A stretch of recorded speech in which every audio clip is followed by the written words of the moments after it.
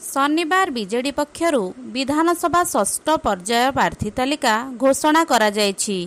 मुख्यमंत्री नवीन पट्टनायक आज निजे प्रार्थी नाम घोषणा करिसेंती। तेबे बड़चणा विधानसभा आसन पाई मुख्यमंत्री सरप्राइज देइछंती।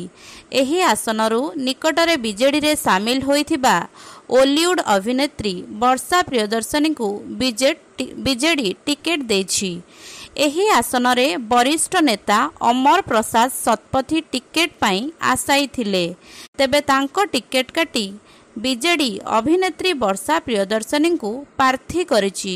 गत 2 दिन तले जेतेबेले वर्षा बीजेडी रे मिसिले सेतेबेले वर्षा को स्टार कैंपेनर भावे देखिबाकू मिली पारे बोली चर्चा हेउथिला। तेबे बीजेडी तांको टिकेट देइछि। वर्षा को टिकेट मिलिबा परे अमरंको गोष्ठी भितरे असंतोष देखा देब कि नहीं ताहा आगकू देखिबाकू बाकी रहिला। प्रथम पर्याय निर्वाचन पई विज्ञप्ति परे नामांकन दाखल प्रक्रिया आरंभ हेलाणी।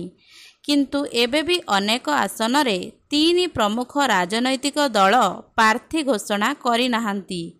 आजिर घोषणा परे बीजेडी ए पर्यंत 135 विधानसभा आसन पाई प्रार्थी ना घोषणा करि सारिथिबा बेले 12टी आसन रे प्रार्थी ना घोषणा करि नाही।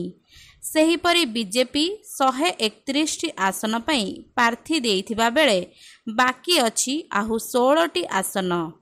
कांग्रेस मध्य 125टी आसन रे निज प्रार्थी ना घोषणा करिथिबा बेले बाकी रहिछि आउ 22टी आसन जेउठी प्रार्थी मानंकु घोषणा करि नाही दल।